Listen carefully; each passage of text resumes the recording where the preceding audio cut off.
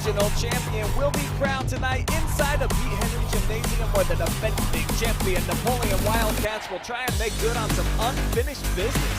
Standing in their way, though, will be a Norton squad looking for a ticket to the Final Four after knocking on the door each of the last 3 seasons. It's live and free regional championship basketball, streaming to your TV, PC, and smartphones. Next.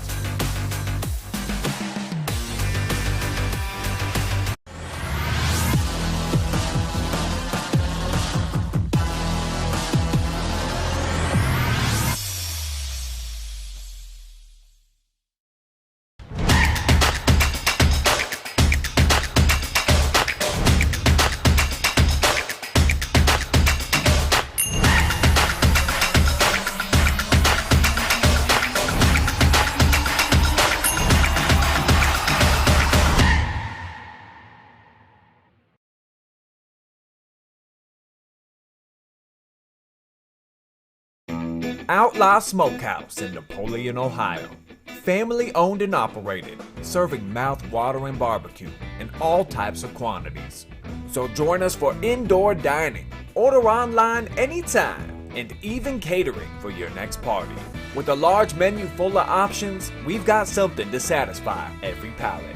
Outlaw Smokehouse, proud supporter of Wildcat Hoops. I got 2 feet on the ground, head flying in the clouds. It's just the little things, all of the little things. Hands up in the sky, it's all gonna be alright.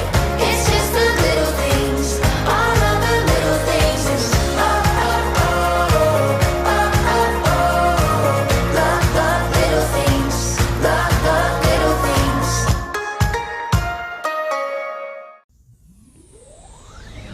Best of luck to the Napoleon Lady Cats, and good luck to our number 22, Emma Pedroza.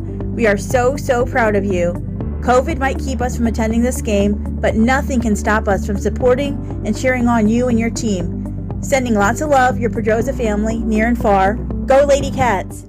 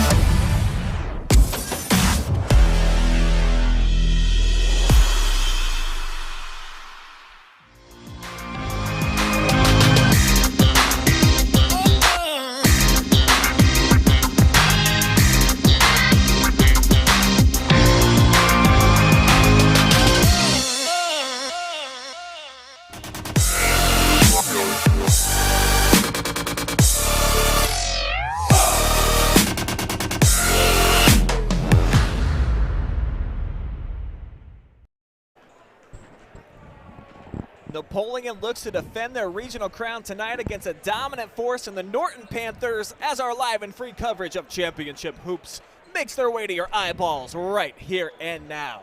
Good evening, folks, and welcome to Pete Henry Gymnasium for Division II Regional Hoops. My name is Brian Skoronsky, joined tonight by Mark Bollinger, and we're about to see a Wildcat team inspired by a bit of despair last year. COVID-19 ended their undefeated season 27-0, their first time ever getting to the States, and they didn't get a chance to play, so this truly is a redemption story, I think, for these Wildcats.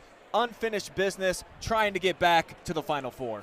Honest, unfinished business has been the theme. They had a great season last year. Unfortunately, like you said, they got to the state. They were in Columbus, ready to play, and then they shut it down, took their dreams away. But now they've bounced back. They're one game away, one win away from punching their ticket this year to the state Final Four in Dayton.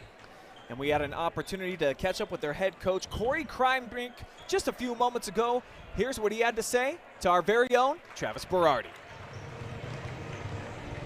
Back here at midcourt with Napoleon head coach Corey Crimebrink. And coach, not to beat a dead horse, but you guys are one win away from going back to the state tournament for the second time in team history, but to play in the state tournament for the first time in team history. Just what are the words to your players before this game? I just told them, how proud I was of them, and no matter what happens tonight, the fact that, before we left, the fact that we were getting ready to get on a bus to play in this game after what's happened the last 52 weeks has been a roller coaster. The fact that we were getting ready to play this game says more about them than I could ever say. So just really proud of them, of everything they've been through and all the work they put in. And, whatever happens tonight is icing on the cake. But, we've had a tremendous season so far. I want to make sure we appreciate the whole season. Now, in the regional semifinal game, Bellevue, they were a team that liked to run the ball. You saw in the second semifinal, Norton, they pretty much a defense that creates chaos. You guys like to slow it down a little bit, keep a pace. What are you going to need to do tonight to keep that chaos away?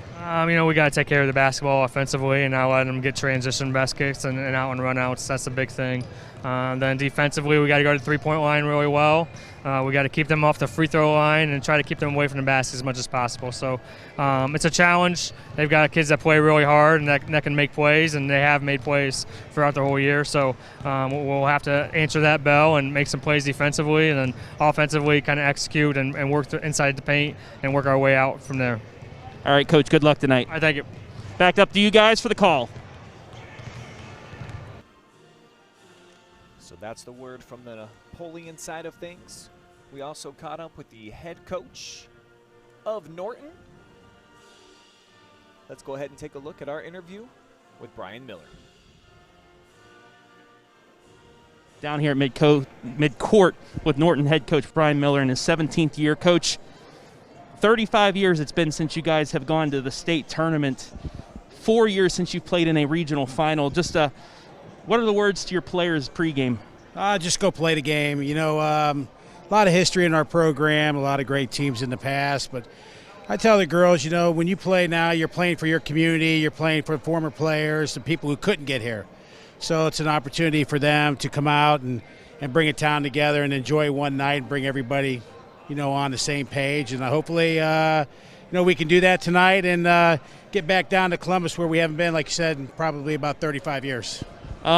The regional semifinal, we played a Granville team that was kind of a carbon copy of you guys, like to speed things up, a really hectic defense, but this is a Norton squad that likes to slow it down. What's the game plan going against them to try and disrupt their slower pace? We played teams like that this year. We're going to play our style. We can play any style that we need to adjust to.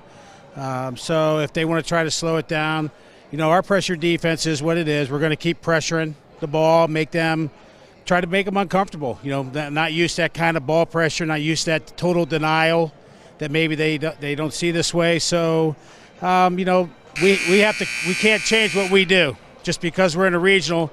Just like they're not going to change what they do. All right, Coach, good luck tonight. Thank you. Back to you guys. All right, thank you, Travis. And talking about a Norton program under Miller, they've really got things going on here now. Six district titles, I should say, since 2011, and been knocking on the door to get to state, just haven't been able to get over that hump. And for them to accomplish that mission, you feel like offensive execution going to be at a premium for them here tonight. It's going to be at a premium. The other night they were taking on the number 3 team in the state in Granville, and honestly, they were fortunate to be playing tonight here in the regional finals. In that semifinal win, they only shot 33% from the floor, turned the ball over 20 times, and when you shoot that poorly and turn it over that many times in regional play, most times that's the end of the tournament trail.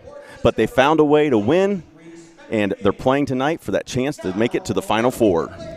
So what a run they would have to go on, knocking off the number 2 team in the state here tonight. As you mentioned, just a couple of days after taking care of the number 3 team in the state. So the tournament journey has not been easy up to this point here for the Panthers. But boy, what a stacked and loaded roster they have. They got some great players headlined by their senior, Kaylee Morosky, who has been absolutely dynamite.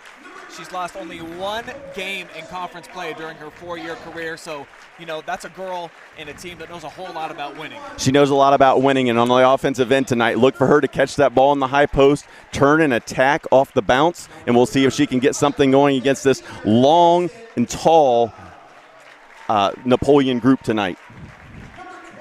That could be a big factor as the night plays on for the Wildcats, is taking advantage of that length. And when we saw it the other night in the win over Bellevue, just when they get after you defensively, the girls, when they pressure you, they just have them long limbs. It's sometimes hard to see over the top, hard to make some passes as well, Mark. It does, and both teams are very similar in that they do a great job of putting pressure on the basketball, active hands, a lot of pressure, do a good job of getting into passing lanes and creating turnovers. So tonight, that offensive execution, who takes care of the basketball, who has good possessions resulting in good shots, that may be the determining factor in who moves on to Dayton.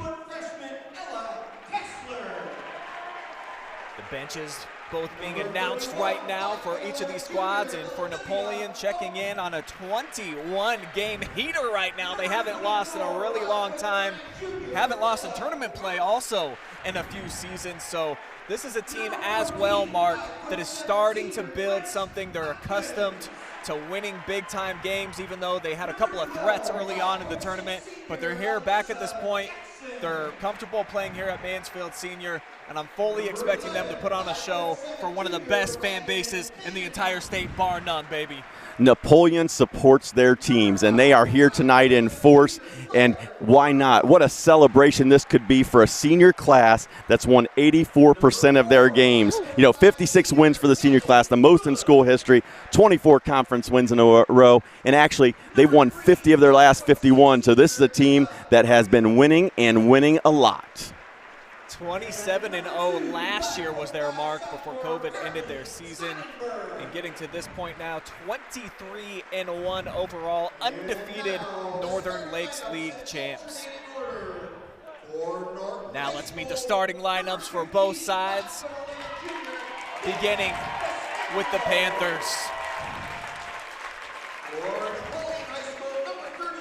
And there are the starting lineups. The first girl announced was Gabby DeStefano for Norton. On the other side, we've got Kaylee Resler, who was one of our co-players of the game the other night. She is a great, versatile asset for this club. Really does a little bit of everything. Does a little bit of everything, and watching these starting lineups and the fan base is getting ready for this. One thing that we didn't talk about yet that's really important is that both of these teams are here tonight, and they have played a schedule that has prepared them to play in a regional final game. You look at Norton, their losses to Canton McKinley, who was a D1 regional participant. They lost to Shaker Heights, who's playing tonight in D2 in the Elite Eight. They lost to Poland, who is a D2 regional qualifier. Great schedule for them. And then, of course, Napoleon on the other side, they've taken on some of the heavyweights as well, playing Notre Dame Academy out of Toledo, who's a top 10 team in Division I, taking down number 7 Willard in Division III. So both of these teams, both these starting lineups, they've went up against great competition all year, and it's got them primed and ready for tonight. And I believe Notre Dame Academy is the only loss up to this point for Napoleon. Really tough test for them, won all the other games. So we'll see if they can continue that trend, keep that gaudy win streak intact, looking for 22 straight.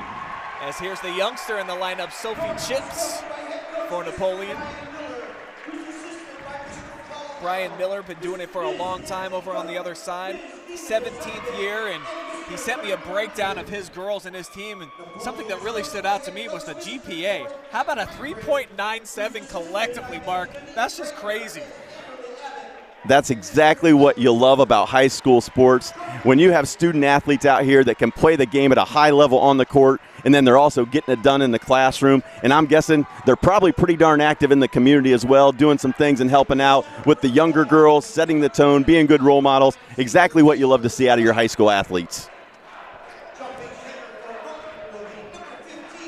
The student section up bouncing around in the top section here at Senior High as we are underway, back tap, and it's going to be the Wildcats with the first possession of the night.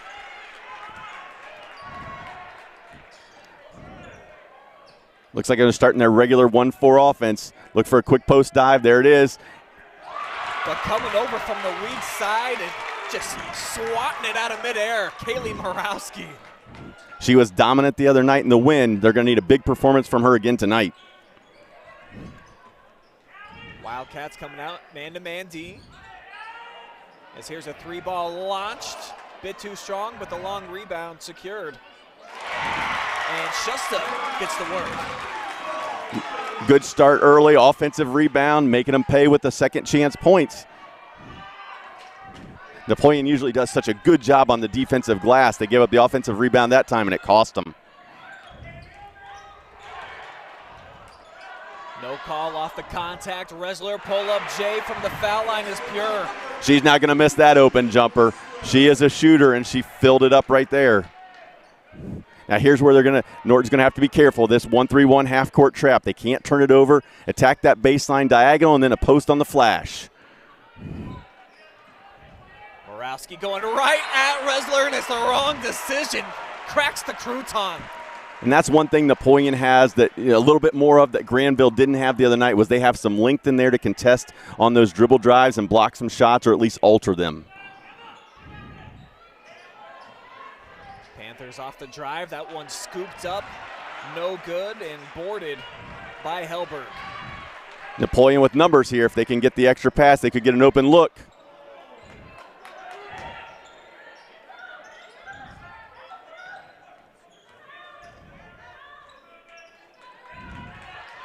Here's Pedroza, mid-range J, and the lefty buries it. She's trying to finish business. Her sister graduated last year, was a key player on that team that was 27-0. She graduated, but little sister's trying to carry the torch tonight and get her team back to the Final Four. Looks like we're going to get 2 shots coming up here. Be the first foul on either side.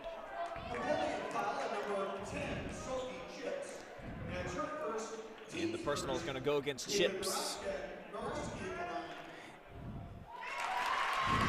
And a better start for Norton tonight than they had Tuesday in the semifinal game. Slow start the other night. Tonight, scored on that first possession. Free throw to go. Within 1, 4-3. Battle 4 now. Here's Resler.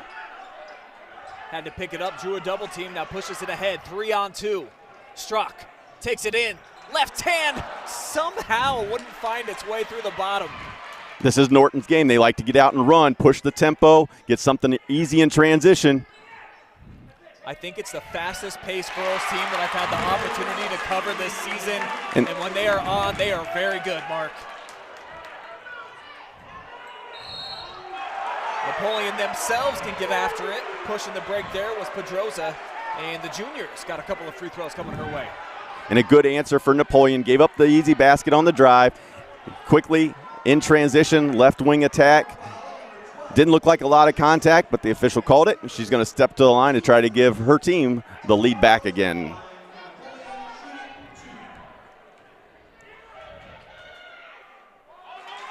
First offering comes up just a little bit short for Emma, and I gotta give a shout out to the entire Pedroza family. Cindy reached out to me, asked if they could give us a little video tribute to cheer on the girls, and that's what you saw in our pregame tonight. You'll also see it again at halftime.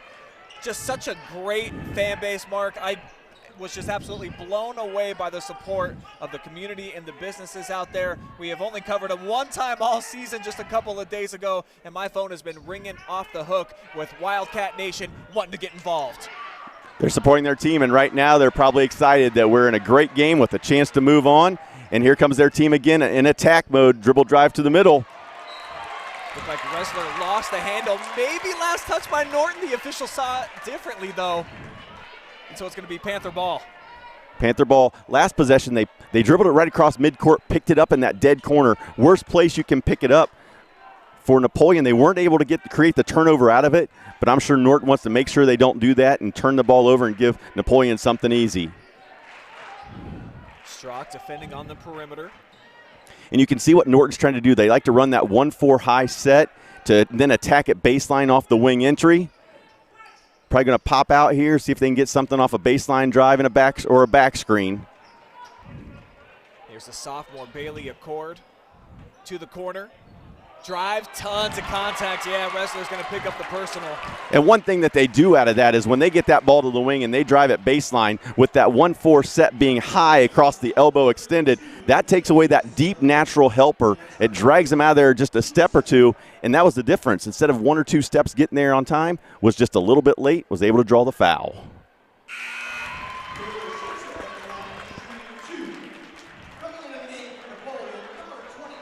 First free throw, nothing but net there from Bailey Shusta. And she's able to drain both. Going to check out, get a much needed break. As Sarah Nauer into the game for Norton. And that's what they do. They try to hit you with waves. They stay after it the entire time. Pressure, pressure, pressure.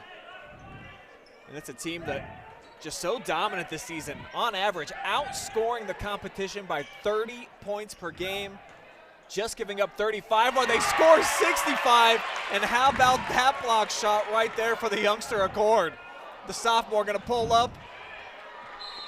Little trigger happy right there.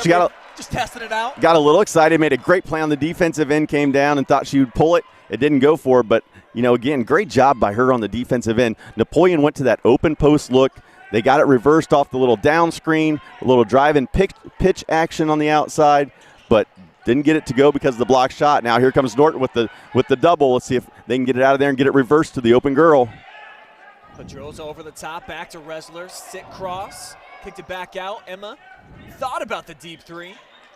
Post wide open if they can get it to her. Instead it's Strock with the blow by, too strong off the square, chased down in the corner by Roush.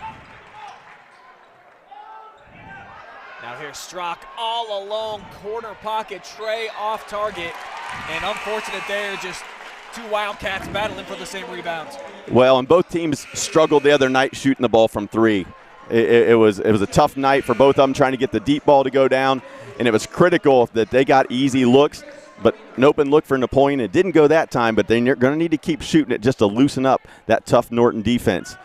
Now we see a little bit of a change down here on the defensive end. Napoleon's going to go to a 3-2 look, try to extend it a little bit, see if they can create some turnovers, neutralize some of these perimeter players. I would guess Norton's going to really try to get that ball into the high post area, see if they can get a touch and a drive and a drive or pitch. They're going to lob it. Morosky fake to the corner, and it's a good one. Wow. Beautiful take. Fake to the corner, froze the helper, and then she finished. Big time bucket there for the senior, who's done nothing but win her entire career.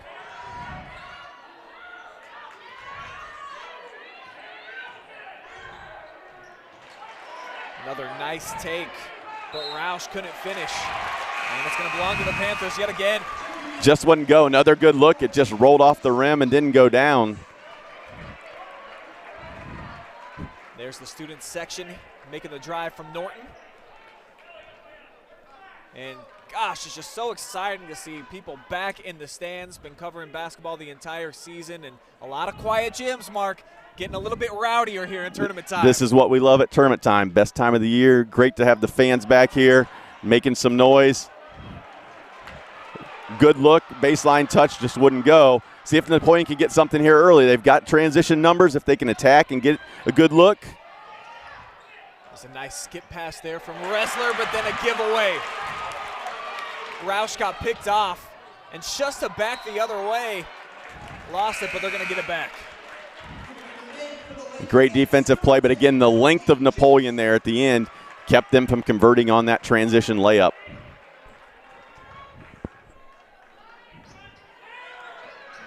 Shusta gets it inbound. And Morosky going to head to the line. Got deep position there on the block. Well, this is a little bit of what we saw the other night from Norton, where they struggled scoring from the floor, but they were able to make some business down at the on the free throw stripe, and they're doing it again tonight. Now 4 of 5 as a team from the line, while they're only 3 of 10 from the field. Morosky, a 60% free throw shooter this season. Gets there quite a bit, approaching 100 attempts on the year.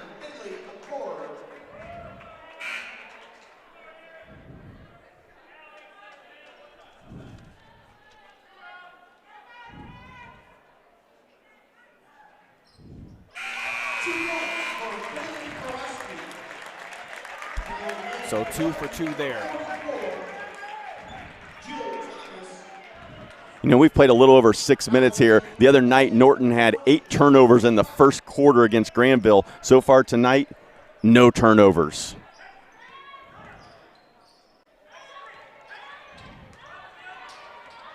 Nice setup. Strzok had some room.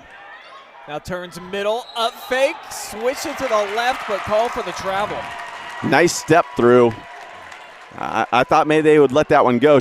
Nice job showing the ball to the defender, stepping through, but the official said she took an extra one and blew the whistle. Approaching the 1 minute mark. Panthers right now with the 6-point cushion, looking to add to it. Huge gap right in the middle of the zone if they can exploit it with a high-low action. Instead, they'll get the ball short corner. And that's an air ball from Jill Thomas. Battle leads to a tie-up down low. Possession arrow. Gonna keep it down at this end. Pedroza back out onto the floor for the Cats. Right now, Napoleon just needs to settle in. Looks like they're still a little anxious, playing with some nerves, with some jitters. Just settle in and play the way they've played all season long.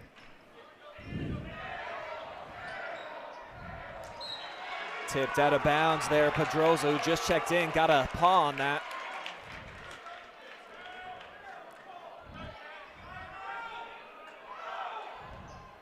It's going back to the inbounder. Tried to get a look, wasn't there. Good closeout by Napoleon. Now Accord to the corner. The setup was good. The 3 too strong from Marino. Cats pushing in transition.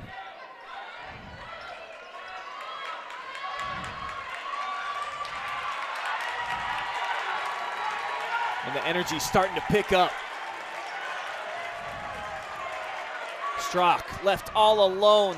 Short arms the jumper. Skying for the board there, Bailey Accord. And they're struggling on the offensive end, just 2 of 9 from the floor for the Wildcats. Norton going to try to finish this quarter with a make, see if they can extend their 6-point lead as we would go to the second. Better get to work, down to 3 ticks on the clock. Here comes Bailey. Gets past the defender, and her shot is blocked at the horn by Grace Hopkins. That takes us to the end of 1. 6-point deficit right now for the Cats.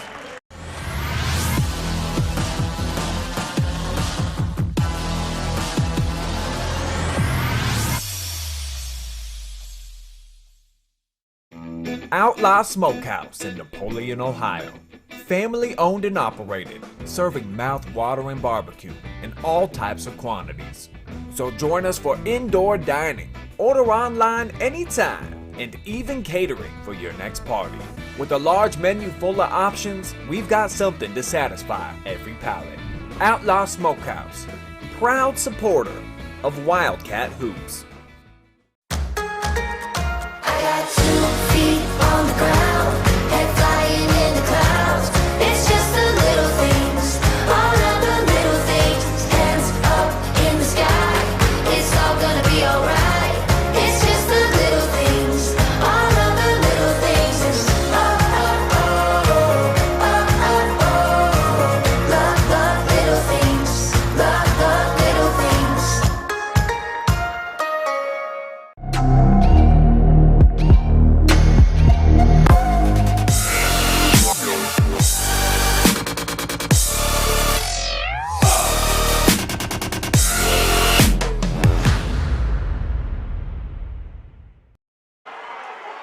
We welcome you back to Mansfield Senior High School. Second quarter action underway. Regional championship in Division II here tonight. And in the first couple of seconds, Strzok went right to work. She got the ball down low. Not a very liked call here by the Norton fans as she's at the free throw line.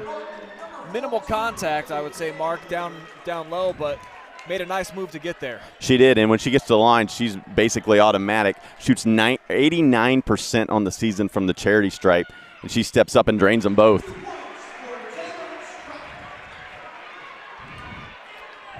Strock, the Division II District 7 Player of the Year. Had a phenomenal season. Almost 17 points per game. And here's the sophomore Chips with the pickoff. Gives it off to the senior. And first turnover of the night for the Panthers. They get it right back with a great defensive play. And here they go. They're trying to push in transition. They want to create some tempo here. They're more of an up-tempo team compared to Napoleon. See if they can get something easy off the high post entry.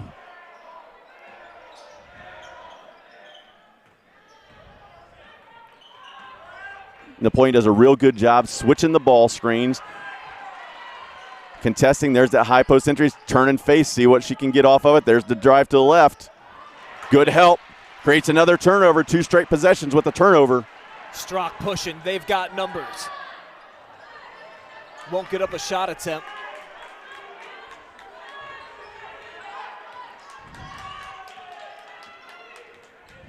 Now here's Strock from the right point, gives it up to the top to Hellberg. And not a lot of movement from Napoleon tonight on the offensive end. Their offense has been really stagnant.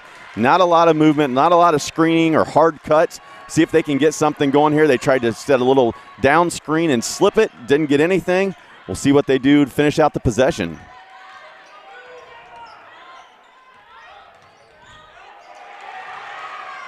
Look at the bodies hitting the deck. Right now, jump ball. Right now, everything Napoleon's doing is they're just trying to go open post, drive it into a gap, and either drive it to score or drive it to pitch. And Norton's just doing a great job defensively, being in position. Good early defense is taking those driving lanes away. Lady Cats are going to take a timeout. It's going to be a full timeout here as they're trailing by 4. Got the first 2 points, the only 2 points so far here of the second quarter in this regional championship contest.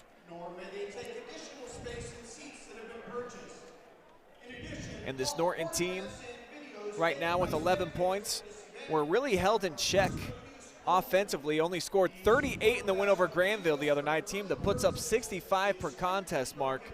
But imagine this is going to be another grinded out style of victory for whoever ends up winning this game. Well, you know, the other night like we talked about in the pregame, they didn't shoot it very well. Tonight, so far, again, they're not shooting it well. Just 3 of 13 from the field, but they're getting it done on the defensive end. Napoleon, another team that's usually really efficient offensively, only coming out tonight and only 2 of 10 so far from the floor. Panthers not a whole lot better at 3 of 13. Nobody has made a triple yet, and that was the storyline the other night in the semifinal games. I think in both of them combined, just 1 shot made from the land of 3. So I don't know why it's so challenging to make them from deep here on this court, Mark, well, but it has been for these teams. Especially with girls out there that we know are skilled and have the ability to shoot it. It just wouldn't go down the other night. Sometimes it's just a confidence thing. If they can get 1 to go, then the second and third one are pretty easy. Sick feed inside, beautiful setup. And they convert for 2 there with the Stefano. Great job of recognizing what the defense gave her. Attacked the lane, recognized where the help was at, dumped it off for the easy layup. Now Chip's gonna try one, and there it is. Mark, I was calling for it. Maybe Sophie heard me. That's her game. She likes to set her feet and drain the 3 ball, and that's a huge shot for the Wildcats. Trims it down to a single possession game as we're down under 5.5 minutes to go here in quarter number 2.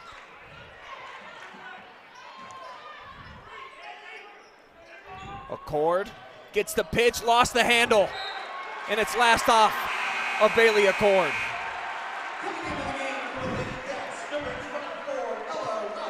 Again, it was good defense by Napoleon. I believe it was Hellberg that stepped over there at the end and was the helper. Hand straight up, didn't foul, created a turnover. They have a chance to come down and tie the game with another 3 or at least pull within 1 with a made basket. Panthers going to slip back and half-court man-to-man D. Now Napoleon's going to go back. You're probably going to see a little UCLA cut with the back screen. Nope, went straight to a dive post entry with a diagonal. Now they swing it to the wing. Right now, Napoleon's, unfortunately, they're just driving it, but they're driving it right to where the ball came from and right back into the help. Back-to-back bombs from downtown. This time it's Hellberg crashing the rocket. Oh, they only called it a 2, said her foot was on the line, but still, a perimeter jumper goes down. That just breeds confidence. Last 2 shots from deep have went for the Lady Cats. Starting to find their stride. Morawski looking for the answer. Can't this time. Looks like that got partially deflected by Hellberg. Clean look from Strzok. Not this time. But another offensive rebound here for the Cats. Sets up Ressler, and she delivers. If Norton doesn't score here next time they get the ball, I think they're going to have to call the timeout. Momentum is on the side. They've got to stop the run by the Wildcats if they're going to stick around in this.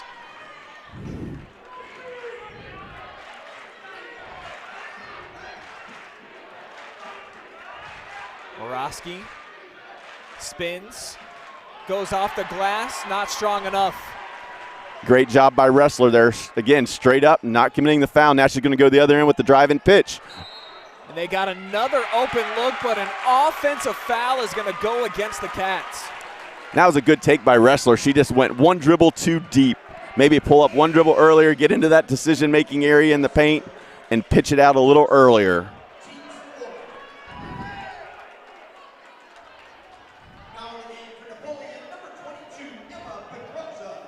Pedroza checks back in here for the Wildcats. And that was also a big call as far as that was Ressler's second foul, so she's going to go to the bench. Probably end the half watching from the bench. Keep her with that second foul.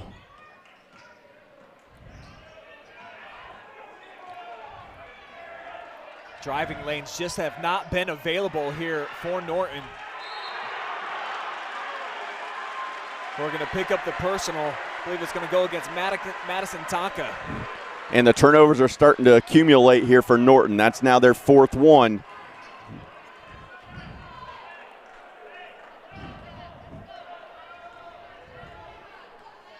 Cats check the sideline for the call.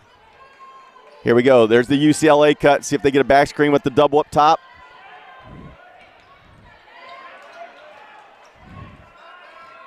Pedroza going to try the left side now. Had to pick up her bounce. Now Chips domineering down the lane and finishing like a champ. She wants everybody to know she's more than just a perimeter shooter. She can put the ball on the floor and get to the rack. And how about the Cats on a nice little run right here? They've pushed themselves on top by 3.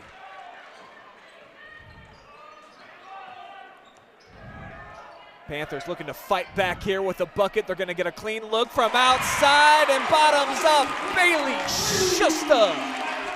And just a little miscommunication. They've been switching those ball screens all night. No switch there. Nobody hedged out to help. She got an open look, and it went to tie it up. Junior, a first-team all-conference player. And Norton fans jumping up out of their chairs. They hate the call, Mark. Let's take another look. Let me know if you agree. Ooh. I'm not sure about that one. We'll just say he had a better angle than we did. Well, ball don't lie, and it sure looked to me like the Panthers had a good chunk of that ball. Morawski didn't spend long over there on the bench. As she's back into the fold, they're going to need her offense. As time goes on, I'd like to see if Napoleon starts running some back cuts. Napoleon's really overplaying on the perimeter. They set him up with a little ball fake, run a back cut, see if they can get a back cut for a layup. Pedroza called for the walk. That's one of those situations that's really hard sometimes for high school players when you catch it to keep your rear end down on that ball fake. Keep your butt down. You do a much better job of getting that first step explosion without traveling. She just got in a little bit of a hurry there and got called for the walk.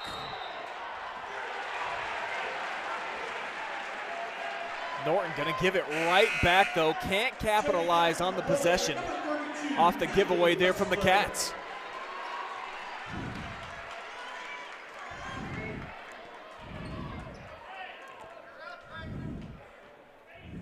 So as we approach the 1 minute mark here of the opening half, we are all square at 16 apiece. Winner moving on to the state Final Four in Dayton. Looks like they're trying to get Strzok a touch in the post. See if they can get her on a post isolation. Let her go to work down there. Instead it's going to be Chips firing and burying from downtown again. Big shot. No need for a two when we can drain the three. Now all of a sudden, there's some invitations to the three-point party, Mark, whereas there was nobody that was showing up earlier on. Better late than never. Norton running some flex action with the back screen, down screen. Napoleon doing a real good job of switching it. Now they're going to get Morosky as the lane opened wide. She took advantage. Yeah, when you see her driving it, if you're Napoleon, you just want to go ahead and slide over. Let her go ahead and try to pitch it to that shooter, because most of the time that pitch isn't going to happen. She's taking it to the basket. And taking the ball away there was Marino. Chance for the Panthers to get the last shot. Nah, Kaylee's like, oh, down the lane, but she blew it at the 10. And now the Cats down to 1 second. Shot is up, and it is off target, so that's going to take us to the end of the half. An exciting 1-2, folks, with the Lady Cats holding a slim 19-18 advantage. We'll take a timeout. We'll come back. We'll have some halftime stats, a little bit of analysis, break it down, and get you ready for quarter number 3. You're watching live and free high school hoops exclusively on the OH Report.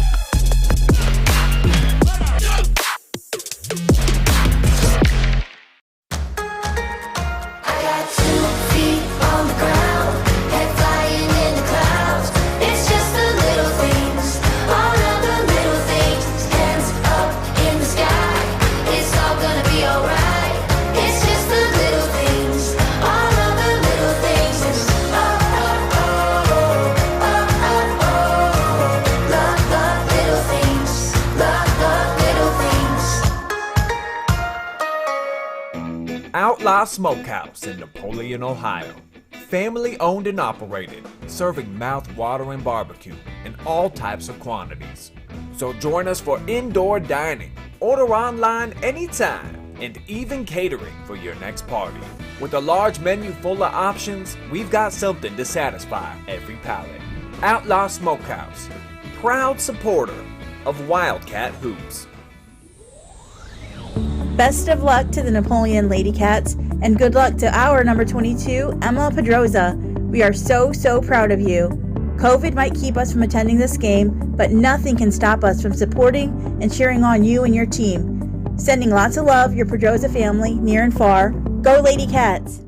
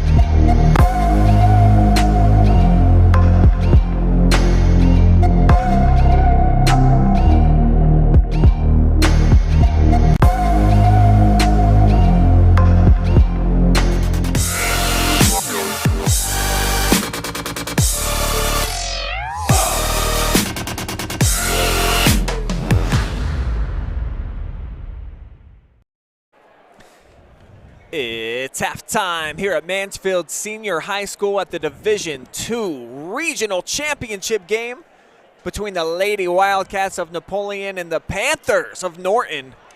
And as we dive here into the numbers, you will see that the score is 19-18 in favor of the Cats. And turnovers, you feel, Mark, so far the biggest difference in the contest. It has been. We were coming in, we were a little worried for Norton about, how they were going to handle the ball. As we talked about, they really struggled to shoot it the other night. They turned it over 20 times against a good Granville team. Tonight, first quarter, they settled in pretty quickly, no turnovers, but that second quarter, 5 turnovers. Started to see some of the pressure and the length from Napoleon affect Norton. That's also what helped Napoleon go on that scoring run and outscore them in the second quarter. Napoleon starting to get it together, though, offensively. It was shoddy at the beginning of the game. It looked like things were a little bit slow, and now they've got their sophomore chips coming alive. She's got almost half of their points, 8, a couple of triples for her, and it just seems like they started to get into a flow there in that second quarter mark. Norton didn't have quite the answers, but still a long way to go in this game. There's a long way to go, but I would guess both coaches at halftime are talking about execution. The little things to get yourself wide open to get a good shot, setting a good screen, changing the angle of the screen, delivering the ball on time to where the shooters want it. Those little things have a huge impact on the execution and how well you execute on the offensive end. And tonight we've seen both teams struggle in that area. Shooters are getting the ball just a second too late. The screens just aren't good enough. The players using the screens aren't setting up their defender. And because of that, we haven't seen a lot of open shots by either team. But then when they've gotten those, neither team has really knocked them down consistently. In a regional final game, you don't expect that. You expect both these teams to knock down shots.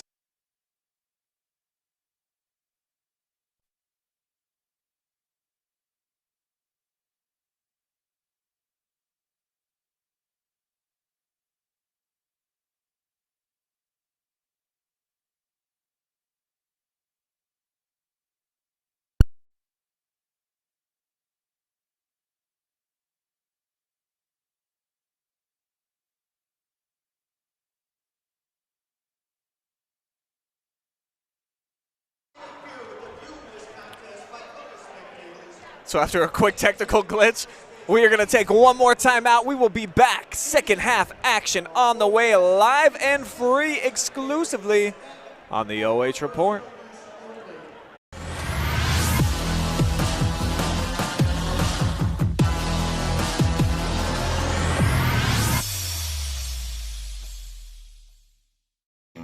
Outlaw Smokehouse in Napoleon, Ohio.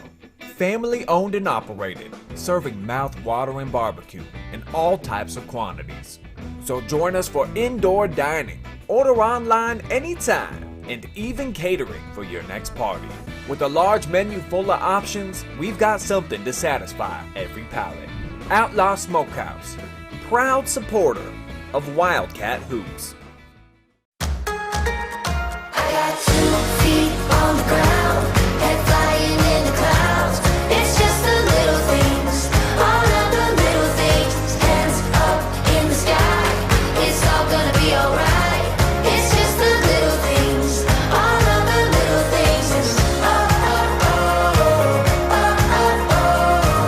love the little things, love the little things.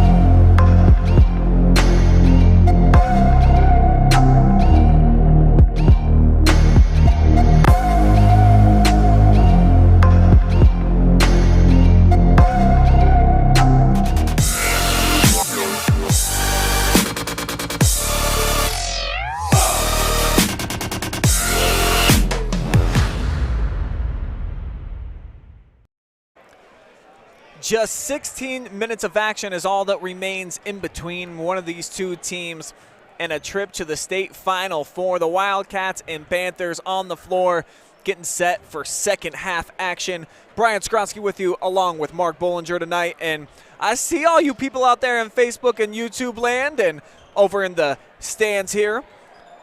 Quick dive into the Facebook comments where I see Patty Spangler says, "Let's go, Lady Cats." Callie Poland says, "Keep it up, Cats." Patty also says, "How you doing?" I'm doing fine. Thanks for asking.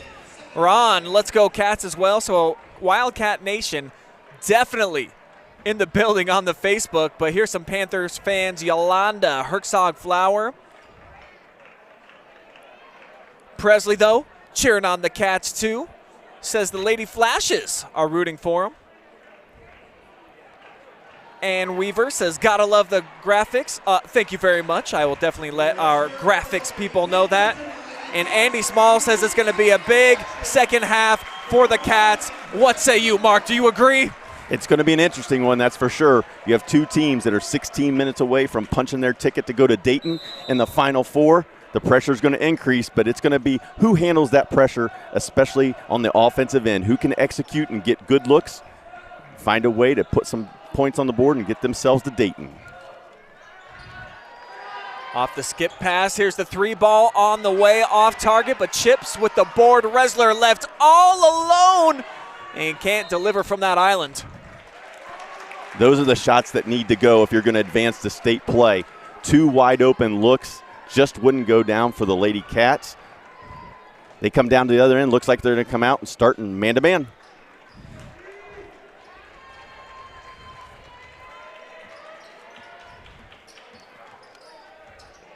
Chips defending.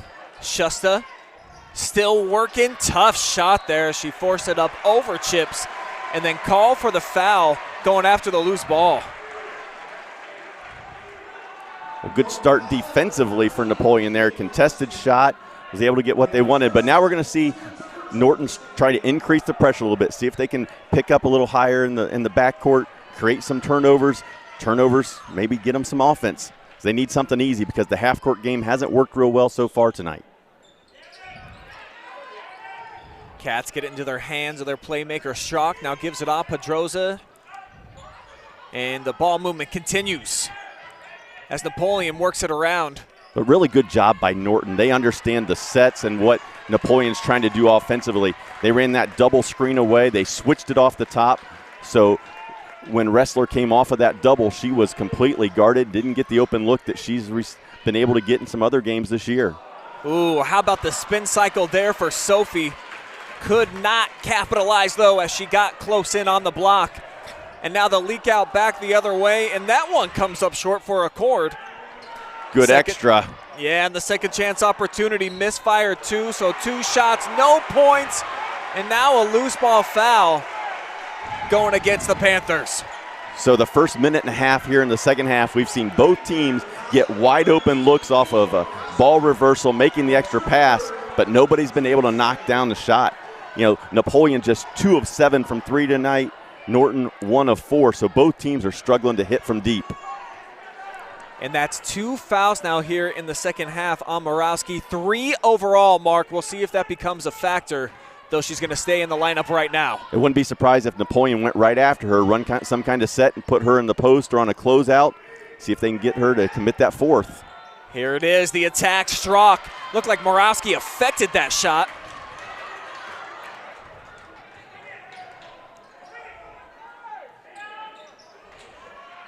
They're going to run it through her from the foul line. Quick trigger, well short. Chased down, though, offensive board by DeStefano.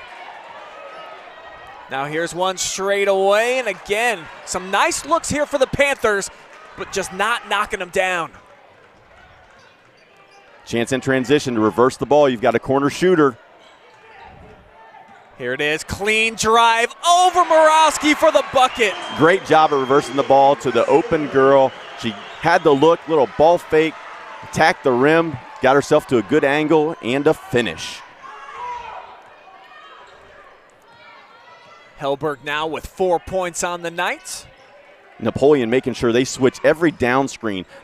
Norton's trying to run a little elbow to block high-low screen action. Napoleon's simply switching it every time to make sure they don't get that high-low post entry.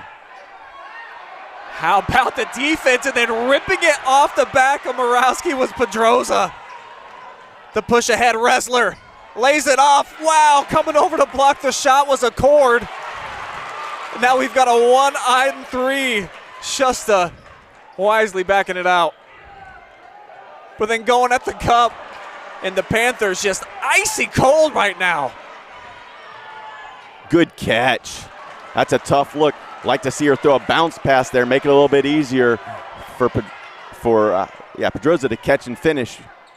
I'm sorry, it was Hellberg, didn't catch and finish, but good job of running the floor, got herself to the front of the rim, just didn't get it to go.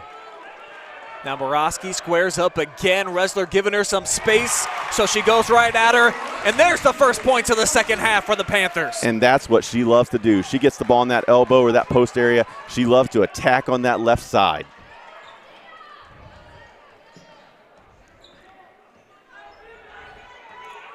Strzok dictating traffic here. So now move it to the near side. Resler from the corner. Sets it up top. How about this clean look for Strzok? No capitalization. And let's see who this one off of. I think it might have been the shoestrings of Bailey Accord. Norton fans telling you otherwise right now. They're in my ear over here yelling a little bit differently, but great look off the inbound. Quick inbound, flex cut, got the wide open layup. And that's one thing you can do. If you're struggling to score and you get a baseline out of bounds, run your best set, get you something easy, and they did it right there to extend the lead to 3. Take another look, yeah, great cut. And Strzok just so good when she gets in the paint, almost always makes you pay. And that's something that you may see them come back to, even though it's not off a baseline out of bounds, in some kind of half-court set. Put her on the wing, have her catch, give the ball up, set a back screen for her, and see if she can get something off of a back screen on a post flash, something easy on that right block, and get some baskets for the Lady Cats.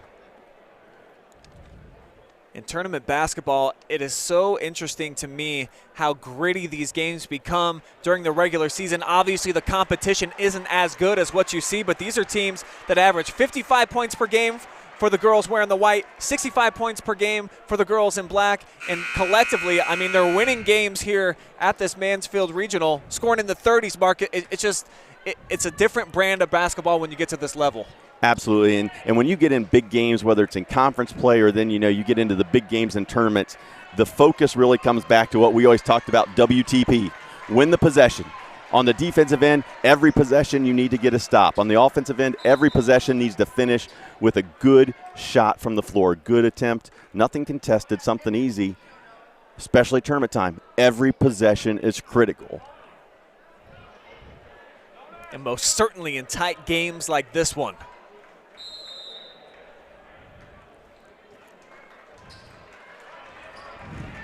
Napoleon going to stick to the man-to-man. They haven't shown much of that 1-3-1 trap that we saw previously.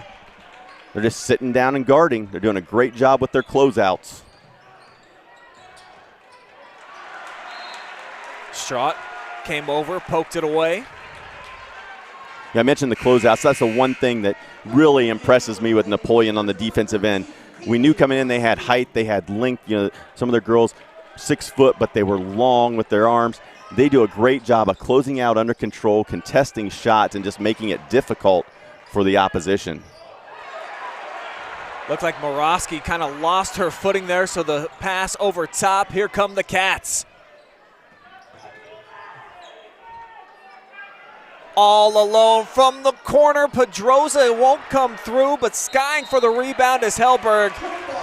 Jump ball is the call. Well, and Hellberg's been matched up with Morawski. Morawski has her 3rd foul, and Hellberg since then has really attacked the glass a little bit harder than she was previously. Got her team another chance there. Thought for a second, going to the other end. We'll see what happens. I would think Norton's going to try to get back to that, something in the high post, see if they can get a catch at the elbow and attack off the baseline. Here comes the back screen. Didn't set much of a screen. Again, that's the execution. But it opened up the lane. able to attack there, and a couple of free throws are going to be coming up for Shusta. Yeah, watching the game the other night, Norton did a great job of setting those back screens and opening it up. And many times the girl that sets the back screen ends up being the one that is more wide open. But tonight, they're almost just running it as an exchange. It's just a lack of execution, a lack of focus, a lack of fundamentals. And that may cost them here in the last 10, 11 minutes of this ball game. Now 8 points for Bailey Shusta. Averages 15. Tacks on another there. The free throw line continues to be kind to Norton. 7 of 8 now from the stripe on the evening. Both teams have shot it pretty well when they've had their chances from the free throw line.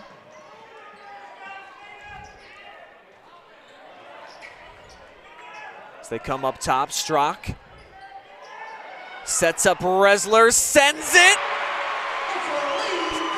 3 points right there. Big shot. She had her feet set, her rear end down, hands up. All she had to do was catch, step, and shoot, and she did and buried it. And then she makes the play on the defensive end with the block. Transition game. The Cats are running. They've got numbers 4 on 2. Backside wide open. Chips is wanting the 3 ball. Said it's going to be Resler here. Swinging it to the opposite side. Hellberg now in the corner. Here's Chip. She wanted the 3. She got it, and she delivers. You could see she was calling for it. She was open early. It took her a couple extra passes, but eventually she got it, and she made the Panthers pay. The only player in double figures so far, the sophomore, Sophie Chips. Starting to light it up from long range. She is 3 for 3 from downtown, Mark. Sophomore, regional finals, not shy whatsoever. This stage is not too big for her. She was calling for it, and when she got it, she converted. Biggest lead of the night for Napoleon. And this is a team that graduated 5 seniors from the club a year ago, that 27-0 squad, so they needed some of these younger players to kind of fill in the shoes of those holes that were left. Sophie Chips certainly is one of those athletes. She has been dynamite here tonight.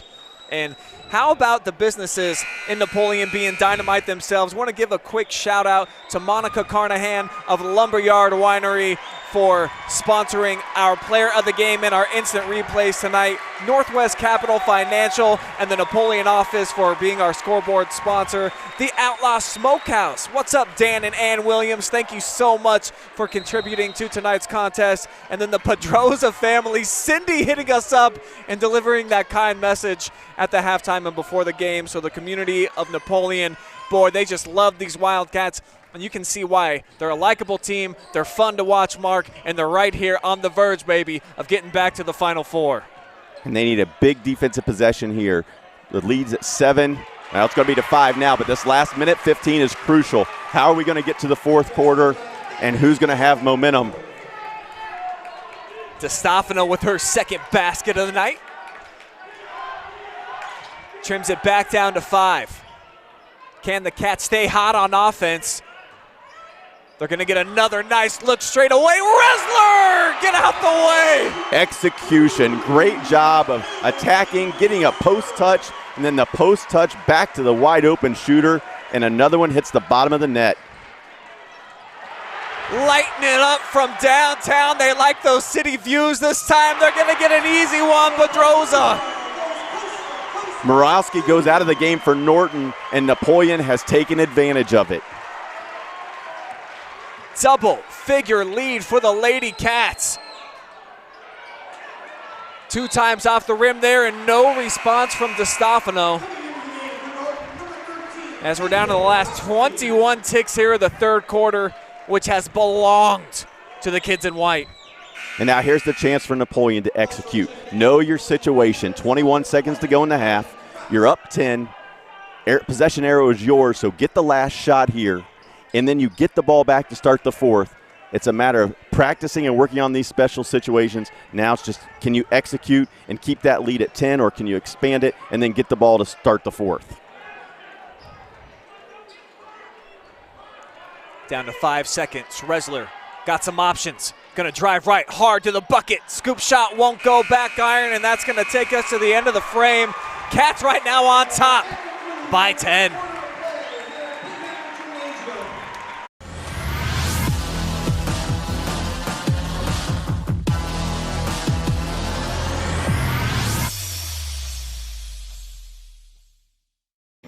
Outlaw Smokehouse in Napoleon, Ohio.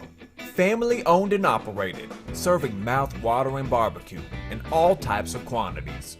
So join us for indoor dining, order online anytime, and even catering for your next party.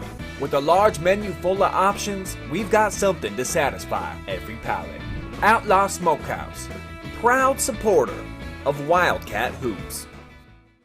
I got 2 feet on the ground, head flying in the clouds. It's just the little things, all of the little things. Hands up in the sky, it's all gonna be alright.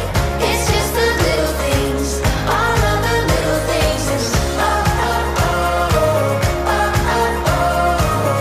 Love the little things, love the little things.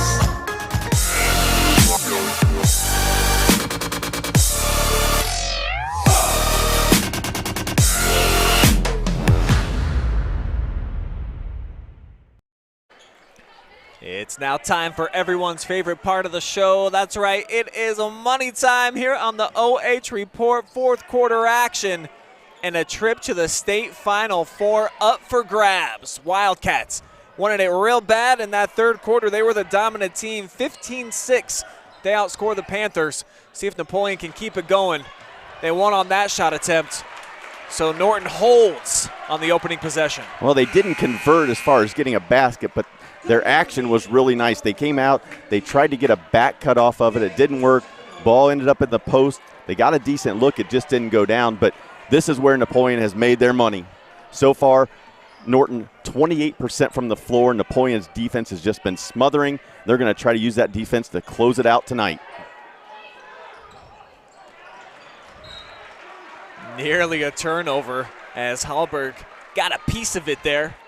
And as much pressure as Napoleon is putting on the basketball, it looked like Norton was trying to run the flex with that back screen, down screen action. It's going to be there if they'll just be patient and set a good screen and use the screen. They're going to get a good look if they'll just execute it.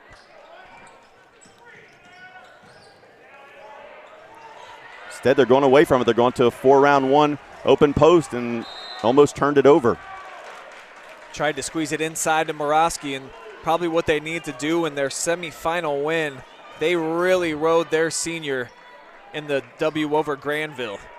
She came up huge in the fourth, but how about Strzok? Another senior on the leak out. She's got the bucket and one. And the turnover bug bites Norton again at a critical time. Take one more look. Taylor to the cup. Didn't even look like she got touched, actually. Maybe a little tip of the ponytail? I know Kaylee certainly was a little bit aggravated by the call.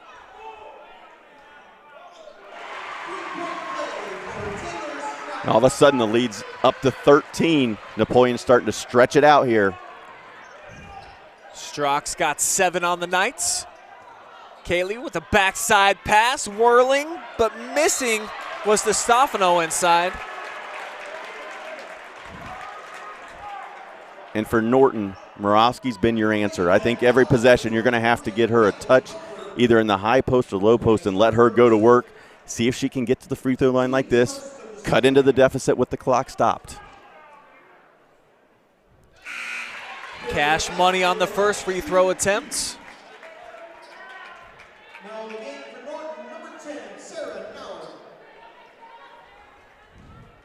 I would expect you'll see some pressure from Norton on a made free throw. She misses it, so they're going to try to get back into half court, but here comes Napoleon in transition. Shooter wide open again. Morosky nearly picked her pocket. No theft available that time. And look at this. Chips, who's been draining threes all night, down in the post, wanting the ball, calling for it on the block. She's got the mismatch, and she wants it. She does have the size advantage over Nauer. And look at how hard she's working on the block. Going to get a foul on the perimeter, though. This one's going to go against Gabby DeStefano. It's going to be her first 14 foul against the Panthers. And the way the tempo has been tonight, Norton's going to have to increase the speed of the game. If not, there's not enough possessions left tonight for them to come back. They're going to have to crank this up, try to create some turnovers and get some flow here, because Napoleon's going to be willing to take their time and run 30 to 45 seconds off per possession. Shorten the game. Hellberg looks backside, Resler battling. And Hellberg's one of those players that doesn't jump out as far as scoring, but she is a glue person. She is one of those players that just makes everybody on the court around her better. Tonight, only 4 points, but 7 rebounds, a couple of assists. She just does everything well. Has played great defense. Nice up fake. Gonna put her on the free throw line. Here she is, goes middle, and then creates the contact against DeStefano, who's picked up 2 quick fouls here. Wrestler going to the line, 85% free throw shooter on the season.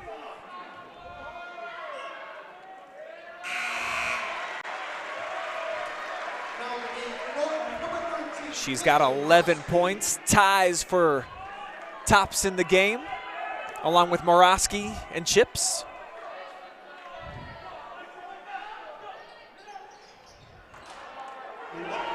Now it's tipped out. Here's Bailey Accord. Had to go down to the floor. Now Schuster sets it up. They swing it. They get a 3 from Bailey straight away, well short.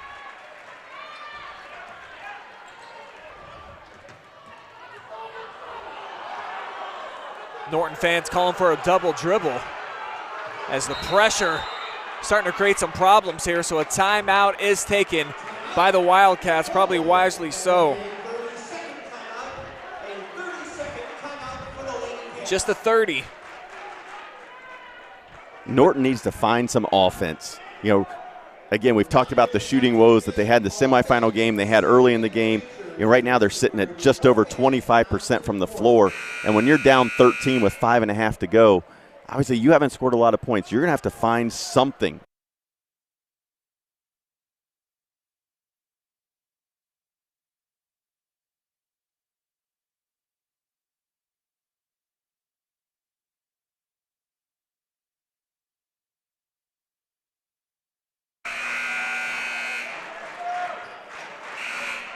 So starting to run out of time, just 5:29 remains. Panthers got to dig themselves out of a 13-point hole, and it's going to be Lady Cat basketball. I would guess you're probably going to see something where Norton's going to chase the ball as far as, trap the first pass, or maybe come and trap the point guard on the entry pass here after the inbounds is made. We're trying to deal with some substitution here, a little too late during the timeout. Get the right players on the floor. And I see we got the chant, Napoleon going in the building, and we got it going in the Facebook chat as well, Rick Small. Getting them going. Rick also says, who wants to dribble to Dayton? Looks like right now the answer would be the Cats, but Norton, perhaps they've seen something here. Their coach, Brian Miller, been doing this a long time. Guy's got a ton of wins, 277 over his 17 years at Norton. The 7 league titles, but on the ropes right here. Boy, this such a big opportunity for them to try to get to their first state championship Final Four since 1986. So been 35 years for these Panthers. They've been knocking on the doorstep, Mark, and in danger here of staying at that doorstep yet again, still knocking and nobody answering on the other side. They haven't been able to open the door, and on the offensive end for them right now, if they're going to step through that door and get themselves back in this game in the last 5.5 minutes, they need to find somebody to make some shots. Their roster, they're not built to come back from these kind of deficits. Their game is pressure defense, force turnovers, attack the basket, score 2 at a time. They're not a team that's going to most likely, or hasn't shown us throughout the season that they're going to knock down 2 or 3 threes in a row. So they're going to have to methodically but quickly try to cut into it 2 at a time, maybe get some old-fashioned three-point plays or something, because they're not a team that's going to shoot their way back into it from three-point land. And Napoleon comes out and goes zone to try to force them to shoot those threes. They're going to work it into Morosky, though. Nice footwork, switch to the left. Didn't get it to drop. But look at the pressure here by Norton, creating a little bit of chaos as Resler sends it. Strzok. Good decision. Bring the ball out. Run clock. You're ahead by 13. The clock's in your favor. Chips off the kick out. The lefty Pedroza drains a huge three.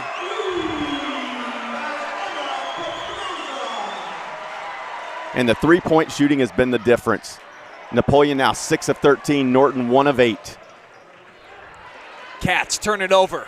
Easy look inside. Morosky comes through. Needed that one. Norton has to find some energy. Takes a lot of energy out of you when you're trying to come back from this kind of deficit, when you're running and jumping, trying to overplay passing lanes, and that's what they're trying to do. They're just trying to double everywhere where the ball is. Chips is in a bad spot. They need to get it out of the corner. Ball reversal's wide open, as is the paint. Resler gets the friendly roll.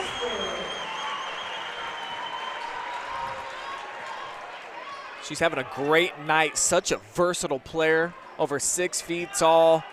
The leading assist lady on the squad, one of the top scorers as well. He's having a phenomenal game and season. Napoleon has done an outstanding job. Norton, all night, Norton came down and tried to run their 1-4 set. Again, Napoleon was prepared for it and just switched everything, and there was no openings to pass or to drive it for Norton. Great job of coaching, great job of execution by the Lady Cats. Ball reversal. Ends up with Hellberg down in the corner and doing well. As soon as that double team is coming, they're getting rid of the basketball, but this time Morosky takes it, sets it up, and they get the bunny in transition. Another timeout going to be taken after the basket made by Addie Kropp. Morosky's so important. You know, when she was on the bench with 3 fouls is when Napoleon opened it up, where they went on that run to get it up to 10. You know, she's back in. Norton's kind of settled down, but at this point it looks like it's too late. 43-29, only 3 minutes to go. It's going to be really, really tough for Norton here, but I'm guessing we're going to see some full court pressure. Napoleon just needs to take care of the basketball. At this point, layups and free throws is all you need to take.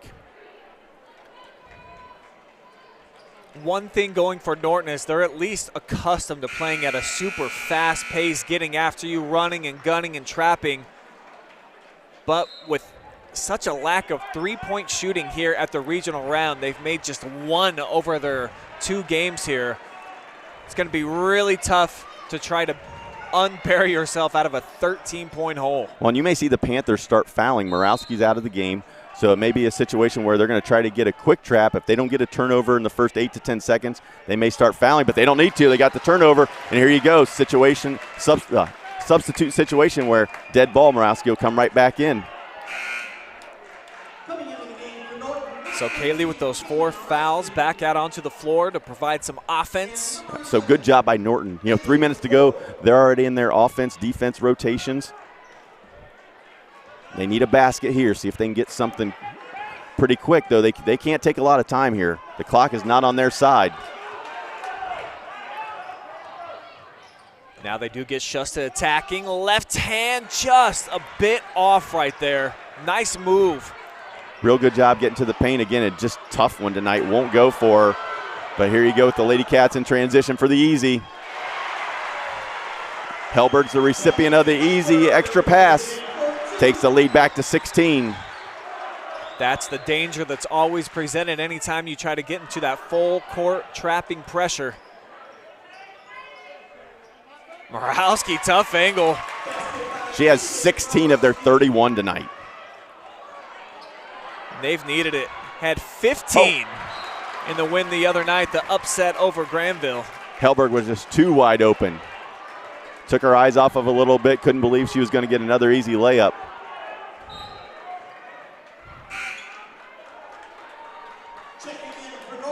Norton making a quick change.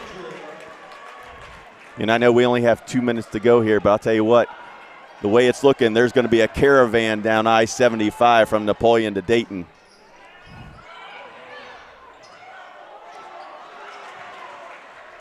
Morawski came up short with that as we're now under 2 minutes to go. Cats looking to take care of that unfinished business that they've been thinking about for almost a full calendar year. Helbert's calling for it. She's wide open again under the basket. Oh, double dribble. Oh, didn't call it. Yeah, I'm not sure how the official didn't see that one. Instead, it ends up with Kaylee in a bucket. Wow. She's not going to complain. Her 8th points of the night, 8.7 rebounds for Helbert. She's been efficient. Take a look at the replay here. I don't think that was tipped out of her hand, Mark. So I'm not sure it was either. You know, sometimes the official just misses it. Napoleon's so close to getting back to that Final Four. And for Norton, be a little bit more heartbreak potentially here as they've won 3 districts out of the last 4 years, but have not been able to break through and get to the round of state. And you look at the numbers, and the three-point shooting is the thing, again, that we've talked about it all night. The open shots that have went in for Napoleon haven't went in for Norton. Napoleon 6 of 13, 46% from 3. And on the other side, Norton just 1 of 8 from 3. You know, 15-point difference there in the three-point scoring, 16-point difference on the scoreboard.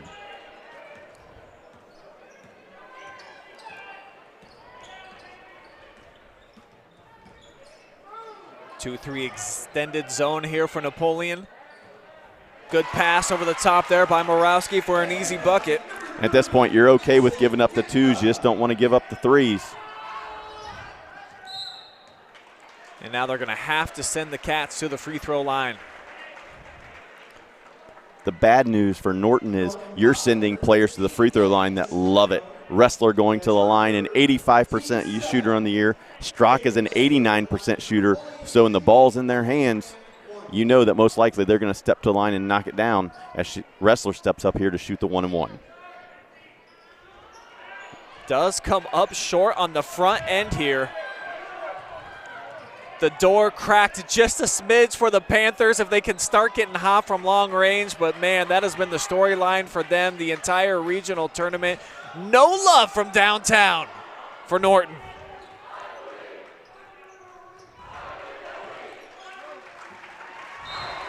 And the Cat student section believes that they have won as with just 40 ticks remaining. They've got a big cushion and appear to be back on their way to Dayton. Wildcat Nation definitely showed up tonight. It's great not only to see fans in the stands, but to look up and see the whiteout by the Wildcat student section. It appears that that's going to be it for Kaylee Morawski. An emotional hug there with Coach Brian Miller. Her and Sarah Nauer, 2 seniors, playing in their last game of their careers, and what an incredible one it has been. Those seniors 14-0 in the Metro Athletic Conference for a 3rd year in a row. So they've hung up a bunch of banners, just haven't been able to get that big prize that they've been desiring to get to the Final Four.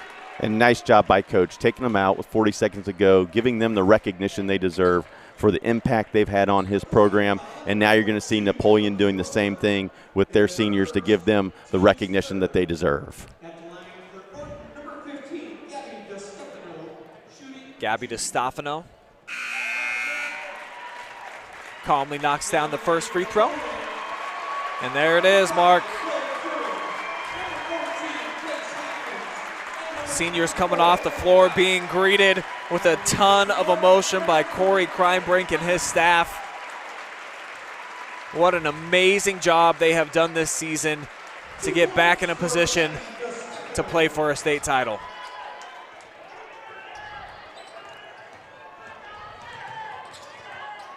And you also love to see this. Down 12, Norton's not giving up. They're playing till the end, exactly what you like to see out of a group that's had a great season. And this regional final loss definitely doesn't diminish all the success that they've had in the 2021 campaign. Final 5 seconds from Pete Henry Gym are now off the clock, and we can crown a regional champion for a second straight year right here on this very floor. The Napoleon Wildcats get it done yet again.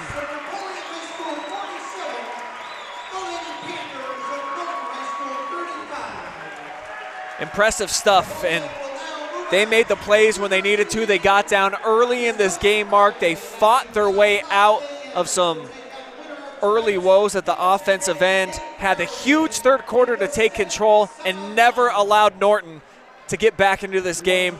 Fended them off perfectly in the fourth. They did. Slow start, down 11-5 after the first quarter, only shot 23% in the first quarter. Came back, took that 1-point lead at half, but then, as you said, they dominated in the third quarter, started shooting the ball better, got some big threes to go down, and because of that, that propelled them to this regional final championship and the chance to go to Dayton to play for more hardware. And there is the regional hardware out on the floor. Going to be the second straight regional championship for Napoleon, their first 2 in program history.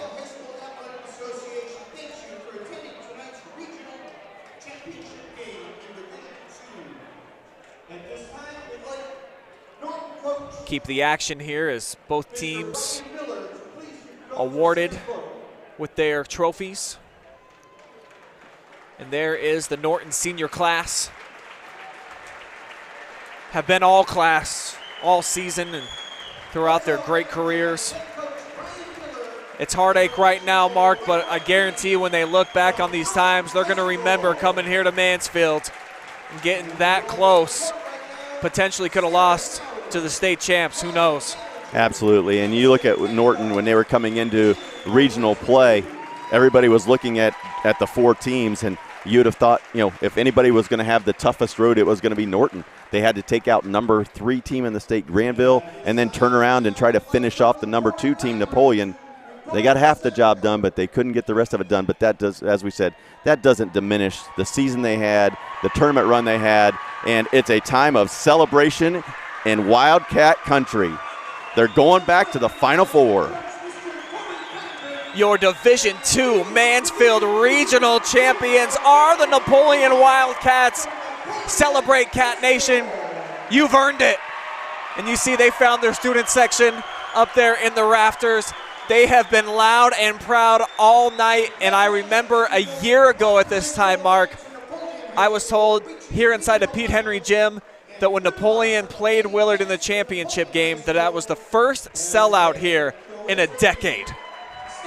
How about that? That's pretty impressive. It's a great facility, huge as far as seating in the area, and to sell that thing out tells you everything you need to know about the fan bases. And again, even in these times of COVID, we're still dealing with those issues. Napoleon Wildcats made the long trip, showed up, and just like their team, they showed up and they get to move on because I'm sure there's going to be a huge following in Dayton. There's Callie Hellberg, the first to get her piece of history, cutting down the net here at Mansfield Senior High. And there's few feelings like cutting down the nets. Players, coaches, those are the memories that you make that it stays with you forever. I know, personally as a coach, I still have my piece of the net from the nets that we got to cut down. That's something, like you said, it's going to live on with them forever. And hopefully this year, things go well this week, yeah. And they get to play and put it on the floor and see if they can get a chance to cut down the nets in Dayton, not just here in Mansfield. That is all you can ask, and that's all these athletes have ever wanted, is just the opportunity to be able to compete. And I think that they're going to get that chance this go around, Mark. Let's hope so, because it's going to be an amazing Final Four in Dayton. There's some great teams in the tournament, and it's going to be exciting to see how these teams get matched up.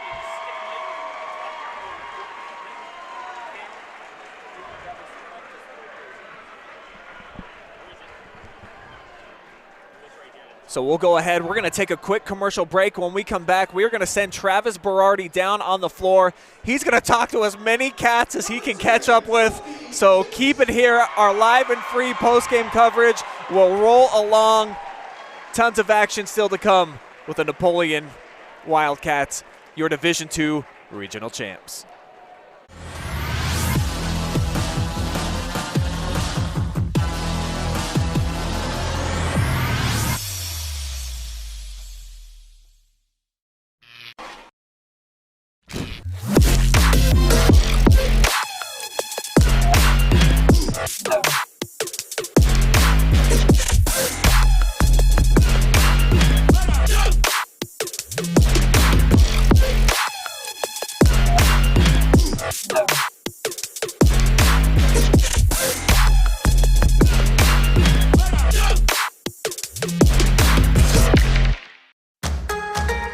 I got 2 feet on the ground, head flying in the clouds.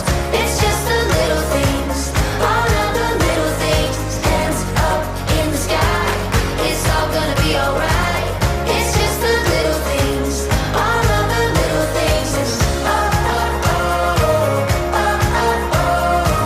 love, little things, love, little things.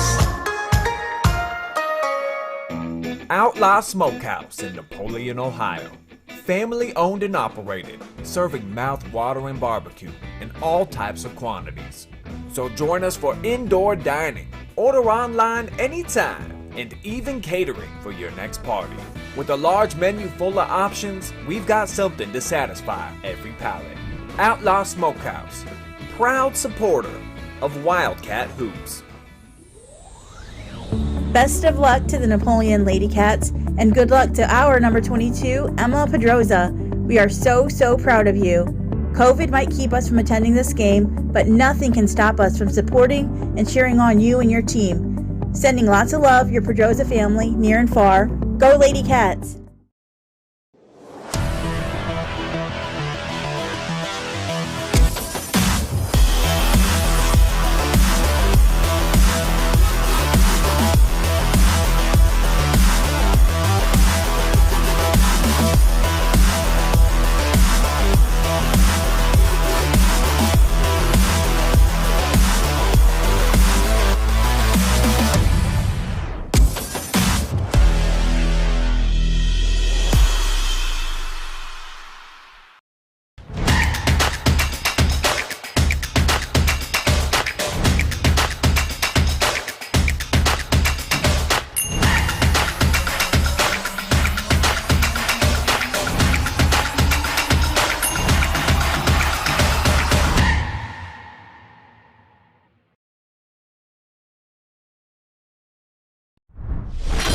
We are now back with our player of the game, brought to you by Lumberyard Winery and Supply. It is Callie Halberg. Travis Berardi, take it away. Thanks, Brian. Here with our player of the game, Callie Halberg. 8 points, 7 rebounds. Gutsy performance tonight. It was a balanced performance, and you guys needed every point that you needed to get the win. Yeah, we had a lot of people come that don't normally score for us. Usually, Kaylee scored still a lot, but Sophie really showed up today when we really needed her. She's the one that kept us in the game. Obviously, everyone contributed. Taylor, Emma, we were all just hitting our shots, but I think Sophie's the one that really started it out for us. You guys got off to a slow start. It was 11-5 early on in favor of Norton. What changes did you make to get back into the game? We really just had to defend and talk. We weren't really talking that well. So we started defending, and we needed to finish our shots. It seemed like we were just kind of passing, and no one was really, trying to drive in. So we just said we got to slow down. As for the fans, I know this place was packed last year for your regional championship run. With COVID and everything, still packed enough. Just talk about just how you guys were able to feed off the fans, especially in that run in the third quarter that gave you the big lead. Last year we were saying that's our sixth Army right there. That's our sixth man. So having them back feels really good. They definitely got us going. In the locker room at halftime, he said, "Hey, we got to start making our shots. Let's feed off of our fans. We really got to give them something to cheer about," and that's what we did. Second straight regional championship. You're going to actually get to play in the Final Four this year. Just for the 5 seniors that weren't able to play last year, was this for them as well as not only the 7 juniors that made it back, but those 5 seniors? What about them? We're all really excited. I mean, I don't know if we're excited to play or for the hotel room again, but no, we're super excited, and we hope that it continues and doesn't get cut off because, you never know what's going to happen during this pandemic. But so we're all really excited to try to play and hopefully get that state title. Thank you very much. Our player of the game, I'm going to send it up to Brian. We're going to get a couple more people, so we'll all be back. All right, thank you, Travis. Callie Halberg with an excellent performance here tonight. She did a little bit of everything for the Cats in the victory. Go over a couple of her numbers. How about 4 of 7 from the floor, 8 points, 7 total rebounds, a couple of those coming at the offensive end, handed out a couple of assists, and came over and had 1 block.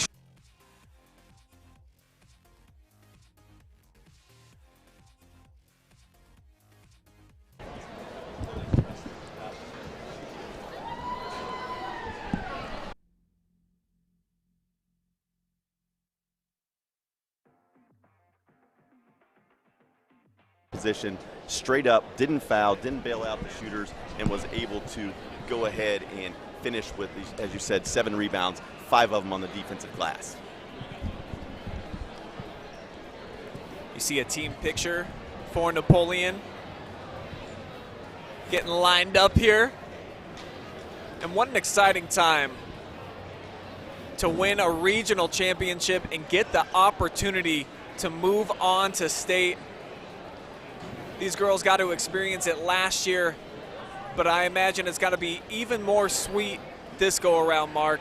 Just knowing all the adversity that these girls have been through, the fact that they had it cut short last year, didn't get a play, and like Travis had mentioned and Callie talked about, this wasn't just for them. This was also about the 5 seniors that never got that opportunity. Well, it's more than just about this team. It's about the young ladies that didn't get to play last year. It's about the program. It's about the community. And these are the types of stories that you love to see, where you have a team that had every opportunity, a chance they thought to win a state championship last year. Unfortunately, as I said, the pandemic took that chance away. But what did they do? They put in the work, they bounced back, and they gave themselves a second chance. And that's what high school sports is all about. Facing adversity, overcoming that adversity, and giving yourself a second chance. And Napoleon, the Wildcats, are going to get a second chance to go to the state Final Four. And Travis is now down on the floor. He's got the winning head coach.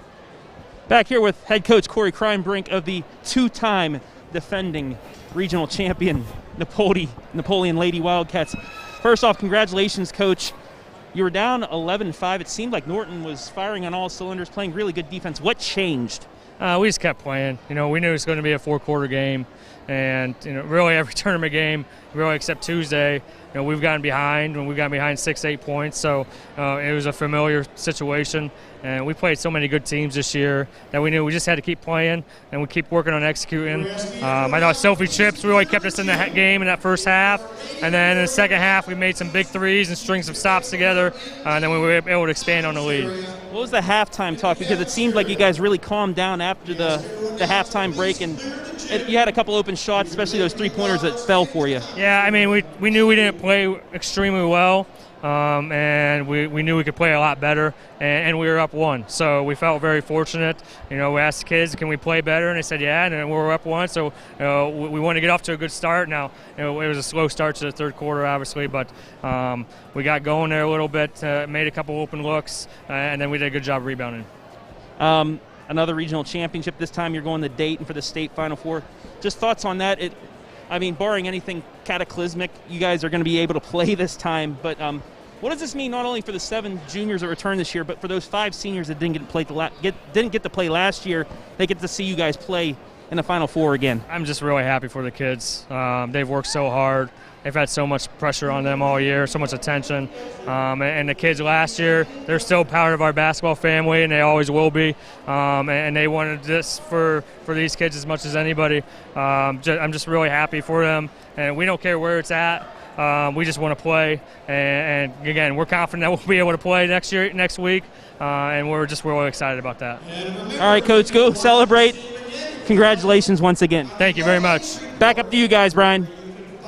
All right, there's Corey Crimebrink, the winning coach here tonight, watching his Wildcats advance once again to the state Final Four.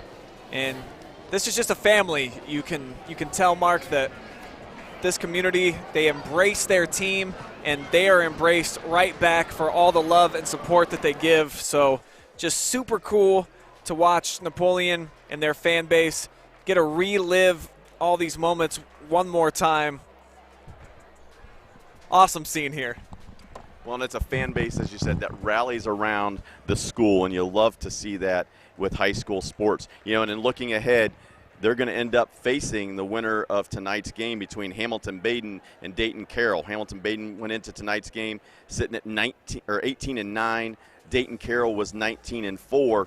And then just quickly looking at the other side of the bracket at the state, you had Thornville-Sheridan taking on MacArthur-Vinton County and Shaker Heights-Laurel taking on Perry. Thornville-Sheridan was the #1 team in the state, and they end up losing tonight. They lost to Vinton County 57-34. That's the score we're hearing. So the #1 team of the state goes down. So although the rankings I know don't mean a whole lot, the reality is Napoleon is moving on to the Final Four, the top-ranked team in the state, and they may be the favorites down in Dayton for the Division II Girls Final Four state championships.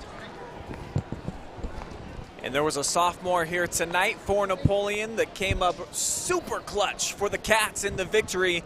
Travis Berardi has Sophie Chips down courtside. Let's go ahead and send it down, see what Sophie has to say. But wait, Brian, there's more. I'm now joined by Sophie Chips with a couple of dagger threes in that second half. Just take me through those possessions that really helped you go on a run and get ahead for the win. I was just feeling really confident, and after the first one went in, I knew I could keep making them, and I was trying to find my teammates too and stuff, and just trying to play as hard as I could. You guys go down 11-5, but it seemed like you kept your composure. What did Coach say in the timeout after that let you go on a run and take the lead at the half? He just said to keep playing strong and keep playing hard, and that we just got to keep doing what we normally do, and that we'll pull through. You guys are back-to-back regional champions. Just how does that feel? It's amazing. We're all really excited. This year you're most likely going to be able to play as well in the Final Four in Dayton. I know it's a different feeling having, you don't have those 5 seniors that have gone because of graduation, but they got to be rooting for you right now. Yeah, for sure. They're definitely all rooting for us, and we want to play those games for them because they missed out on that opportunity, and we actually get to play, so we're all really excited to play this year. Any nerves going into Dayton? I'm not really nervous. I'm really excited. All right, well, go celebrate. Thank you very much. Thank you. Back up to you, Brian. We're going to try and get one more interview. All right, thanks, Travis.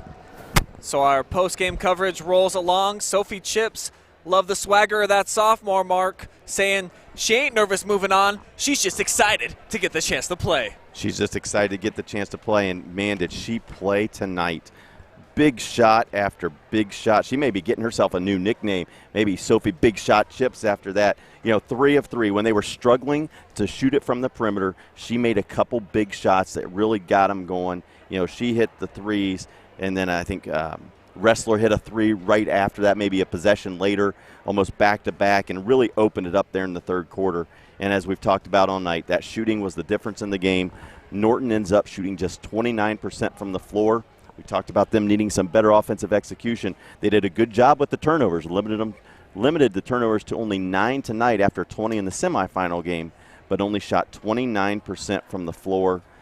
Part of that, obviously, the ball just wasn't going in for them, but a large part of that also was the outstanding defense Napoleon played on them. Every time they caught, it seemed like Napoleon was right there. Great job closing out, high hands, contesting every shot, and then, doing a good job on the defensive glass to get themselves the possession and go down to the other end. And, just an outstanding performance tonight, again, by a wonderful, wonderful Napoleon basketball team.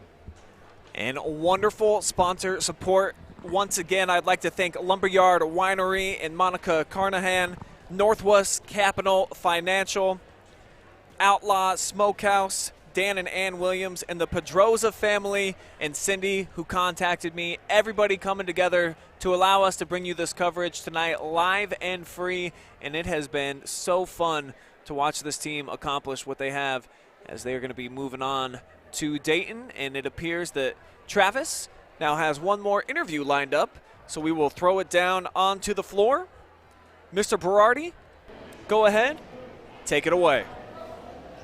Back down here for our final interview, Kaylee Ressler, our player of the game in the regional semifinal. You guys pull it off once again, your regional champions. First of all, how does that feel? I mean, it feels great to just be going back to Dayton this year, and after everything that we've gone through in the last year with state getting taken away, there's really no words to describe it right now. We're just so happy. Take me through that run in the third quarter to really give you the momentum to get the win. A couple big Sophie threes. You hit a three, a couple steals. Just what sparked that? I think just at halftime we talked about that we've got to get better in ball movement, and we'd start knocking down our shots, and that's what happened. We turned stops into scores, and we got our Wildcat Army behind us, and everyone watching at home that was behind us. So we really felt the momentum shift and never looked back from there. Talk about the fans, because this actually felt like a basketball atmosphere for the first time in a year since you guys were back here before. How much did you feed off of the crowd? Oh, it was awesome. I mean, I think we knew coming in that since they raised the capacity that it's going to be an awesome atmosphere, and I think it completely exceeded any of our expectations. Our fans are great. We love them, and we're so excited to bring them down to Dayton with us. Yeah, you're going to Dayton, 7 seniors. I mean, you had a balanced scoring attack tonight to get you the win. What are your thoughts on playing in the state semifinal, but possibly even for a state championship? Yeah, I mean, it just feels great to bring it to our community. It's something that we've thought about, we dreamed about for a long time, and this group that since we've been 3rd, 4th, 5th graders, and just to get it done and in the way that we got it done with our defense and just battling the whole year, it's just awesome. All right, I'm going to let you wrap things up. Look into the camera, and if you want to give a shout out to Wildcat Nation, go for it. Wildcat Nation, we love you, and thank you for all your support, and we're going to Dayton. We made it. Congratulations. Go celebrate. Thank you. Napoleon heading to Dayton for their hopefully first state semifinal game. You know, they won the regional last year, regional champions once again, and hopefully we'll see them in a week for a state semifinal. Back up to you boys to wrap things up. That's right, and when they get to Dayton, they're going to have to play a team from Dayton, Mark. It appears that Dayton Carroll is going to be the opponent of the Wildcats, so some home cooking for the opponent. Yeah, the score report that we're getting showed that Dayton Carroll ended up beating Hamilton Baden 45-41 tonight. So Dayton Carroll will advance to the state Final Four. We'll take on this Napoleon team. Napoleon 24-1. Dayton Carroll will roll into the state semis with a 20-4 record. It's going to be a good one. That's right, and who knows, hey, maybe if Wildcat Nation comes together again, we might be able to bring you a live and free broadcast from down there. Not sure what the challenges are in terms of the OHSAA limiting the media restrictions for live streams at the Final Four level, because I know that Spectrum owns a lot of the rights, but we would love to be there and bring you a broadcast if we are able to. So that's going to wrap up our coverage here from Mansfield Senior High School. What an incredible night of basketball it was, especially if you're a fan of the Napoleon Wildcats as they punched their ticket to the Final Four. Regional champs yet again, and ooh, does it feel so good. How excited they must be. Got to thank everybody that helped make tonight's broadcast possible, including our camera people, Zach Fraley, jumping on board at the last second, coming over to help us out here at Mansfield Senior High. Travis Berardi had your floor camera, as well as conducting the pregame interviews and the postgame interviews. Adam Thompson, our amazing technical graphic builder, made all the stunning artwork that you saw here tonight. My name is Brian Skoronsky for Mark Bollinger. Thank you guys once again for watching. So long from Mansfield Senior.